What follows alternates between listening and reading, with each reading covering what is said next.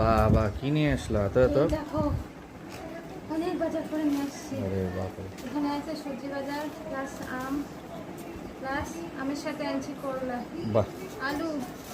মা কি আলু আনতে কম্বিনেশন। বলছে এই জন্য নিয়ে আসছি এগুলো।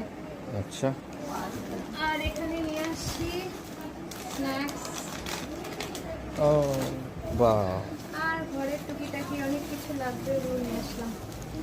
আরে সাবাস। মুসুরির ডাল বাদাম ম্যাগি অনেক কিছু নিয়ে আসছি।